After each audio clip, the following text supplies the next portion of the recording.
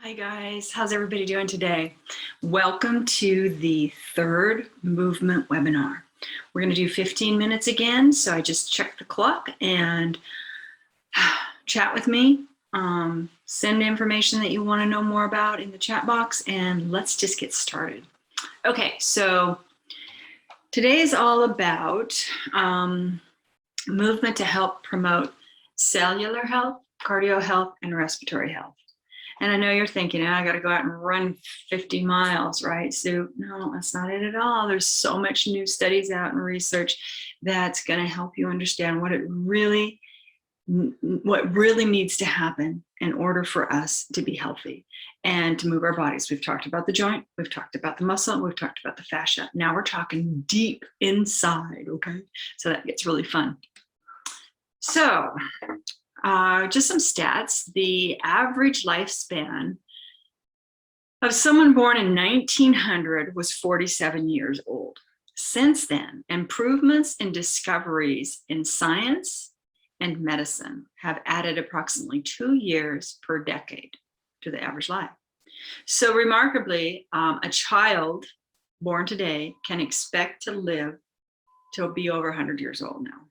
However, we talked about sitting. We talked about lack of movement. You can live to have a great elderly age, and I mean a functional elderly age. Modern medicine can keep us alive until we're 100, but we want to be functional, right? That's my whole thing. Functional, moving, walking, running on the beach. So we got to get our kids out, and we got to get our kids moving, and we're the models. They look at us, and they do what they do. What we show them, not what we tell them. Yeah. Okay, so really quick in this webinar, we're going to learn about cellular health, what the DNA is. Everybody's maybe remembers that back from high school. You know, we had the biology classes and stuff, but we're going to go over why it's important for health. We're going to learn about something called telomeres, which are little caps on the ends of the DNA, and they actually give us our longevity. We're going to learn about mitochondria, which are the powerhouses of the cells, and we're going to also learn about nitric acid. I know, why? What is all this stuff? Why do we have to learn about it, Sue?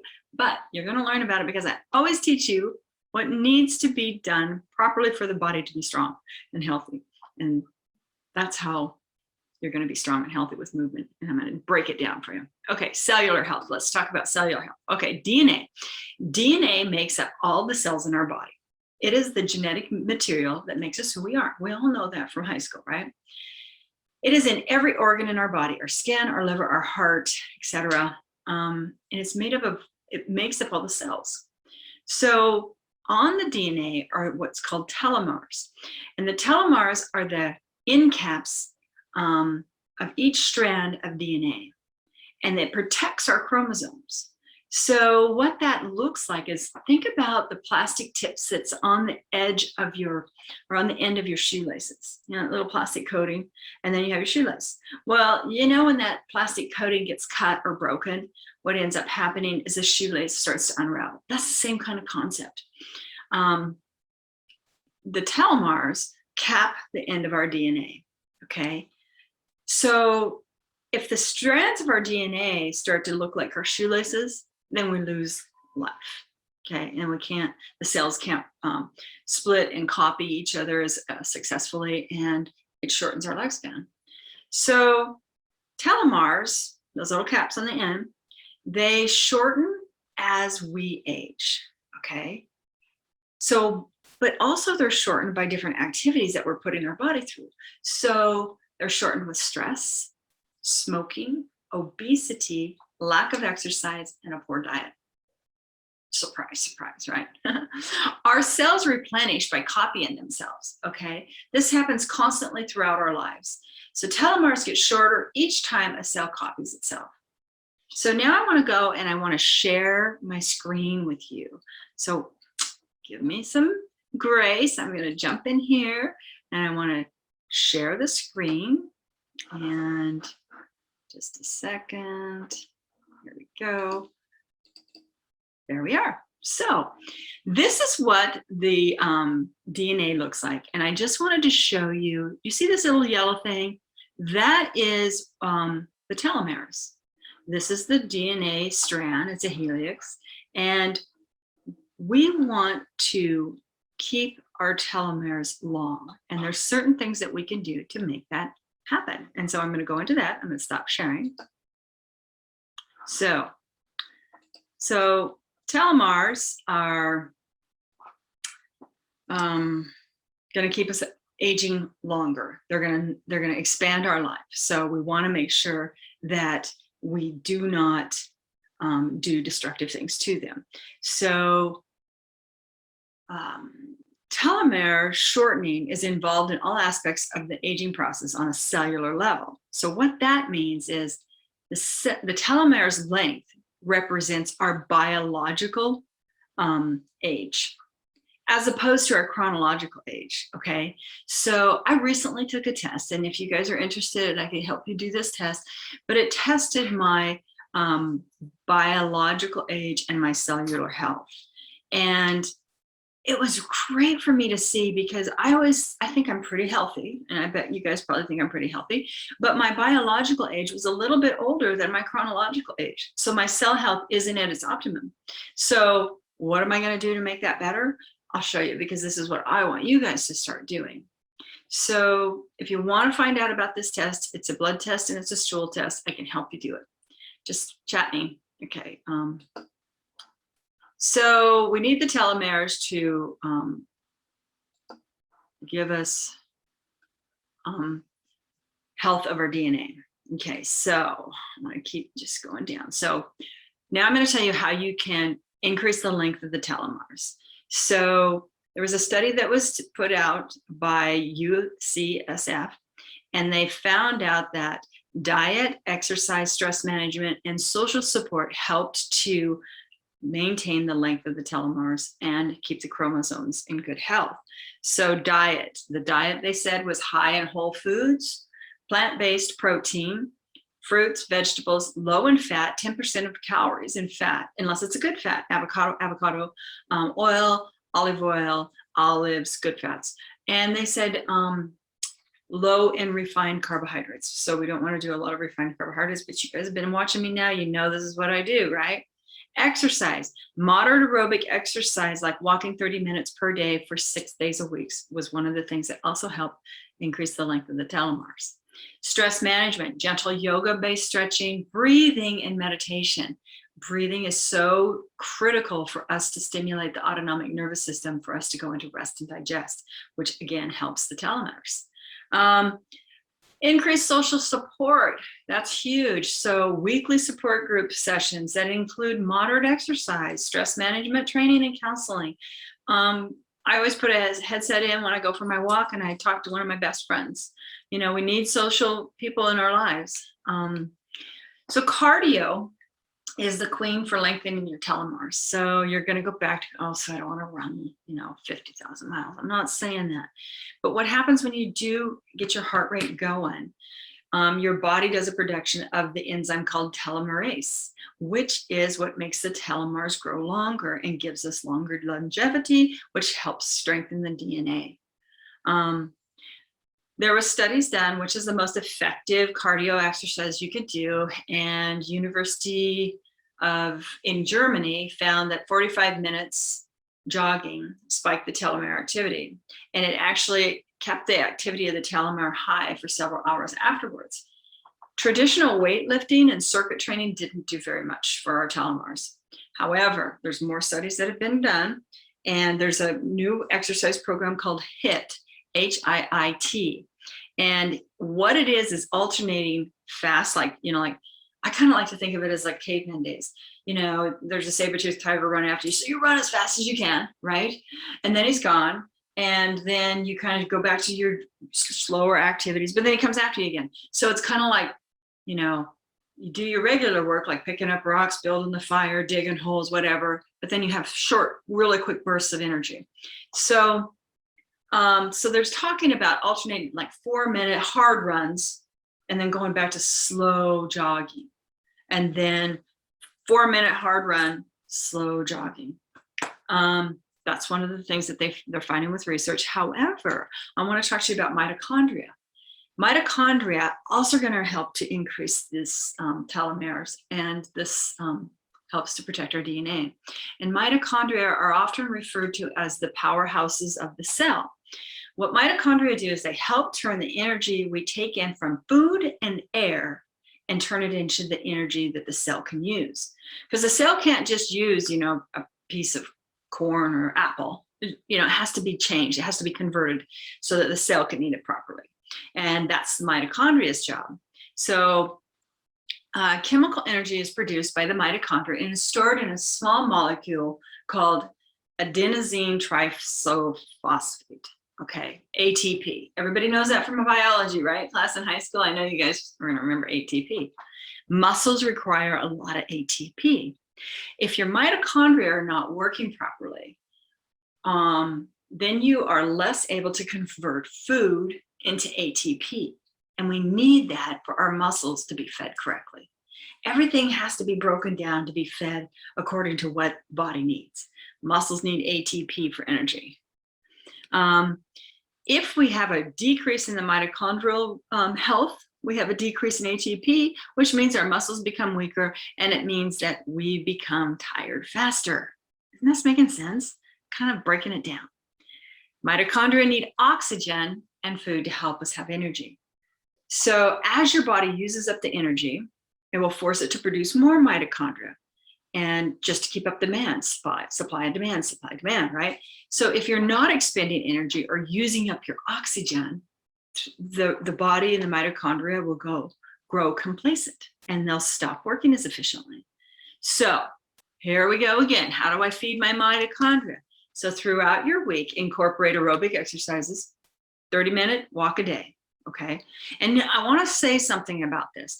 If you're walking so hard that you can't get, like 4 words in or 5 words in, then you're doing it too hard.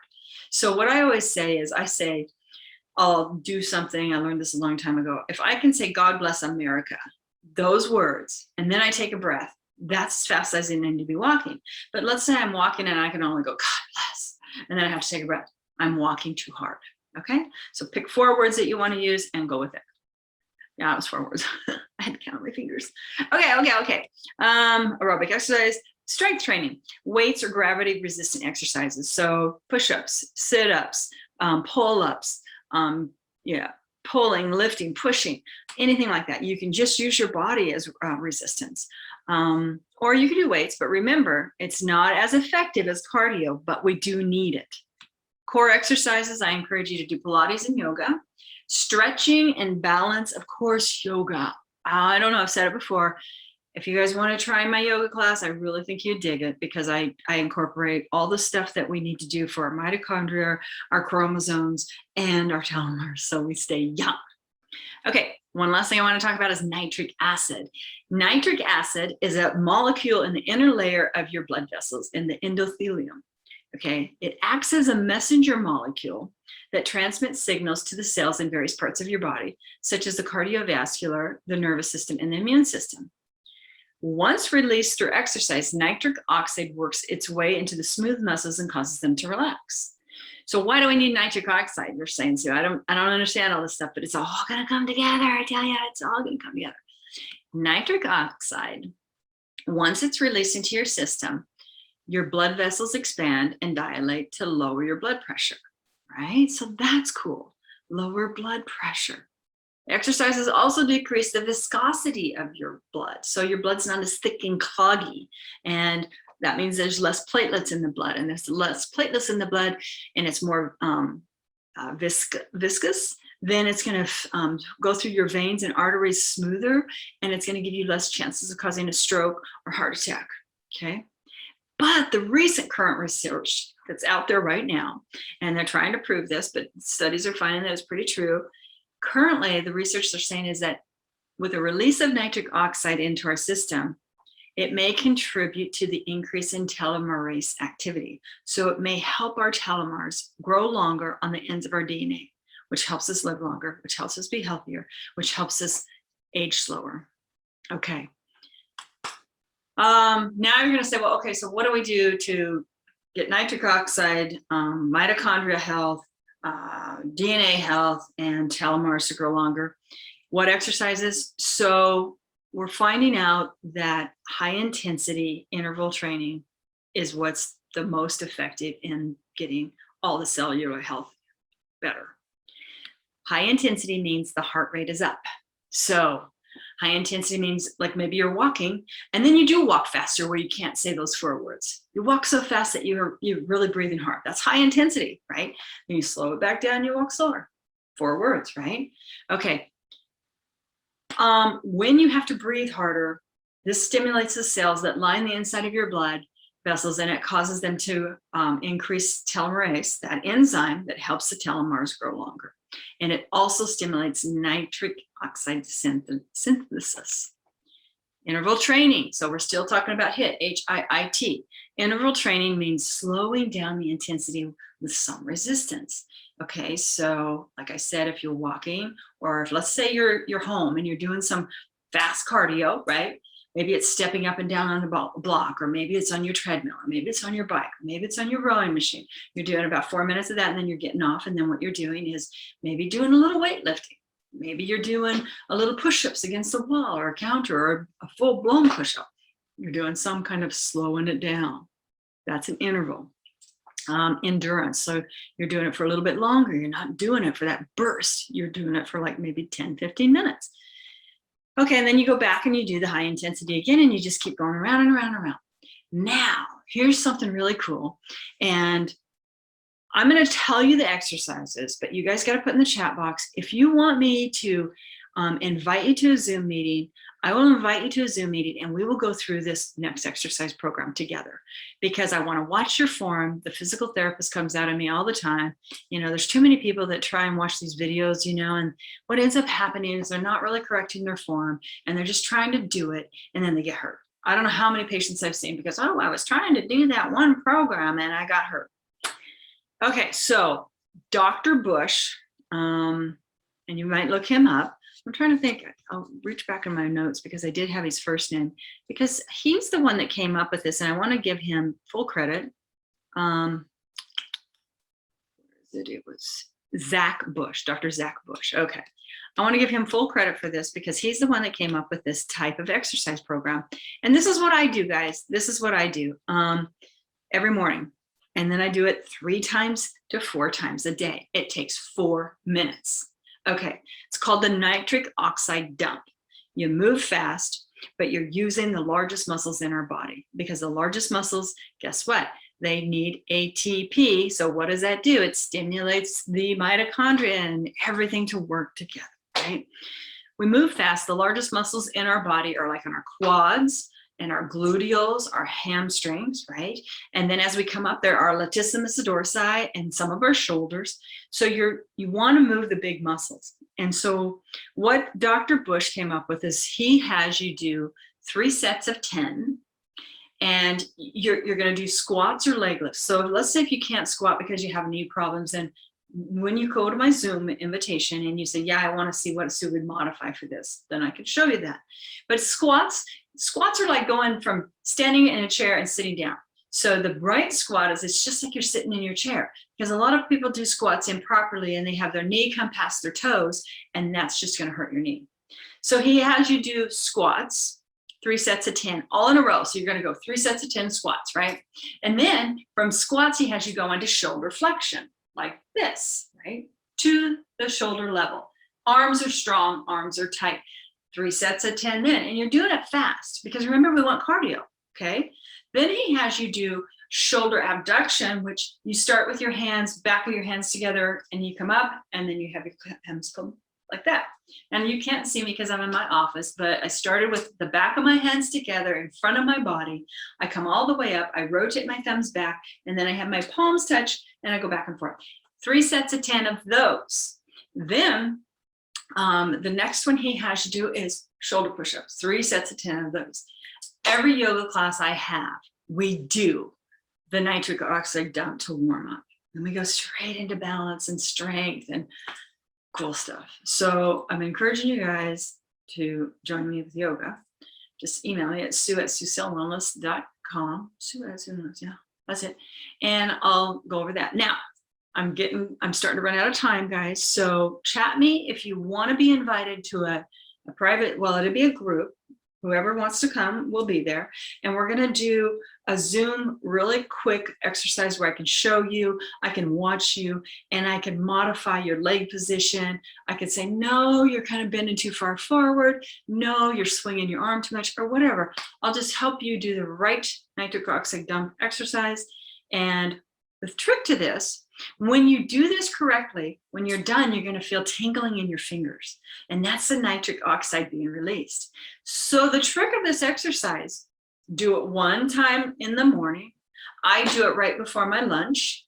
I do it again right before dinner. And I do it again, not right before I go to bed, but just about when I'm winding down. Everybody knows I do this wind down. I have an alarm clock on my radio, or alarm clock on my phone. 7 o'clock, Sue goes in and she starts her nighttime ritual. And that's when I do it, before I wash my face and do all that stuff to make me sleepy. Okay, guys, I hope I wasn't too long. It might have been longer than 15 minutes. I pray not. I really work to minimize this. Okay, I'm going to let you all go. And I hope that you guys have a great rest of the week. And I will see you at the next webinar.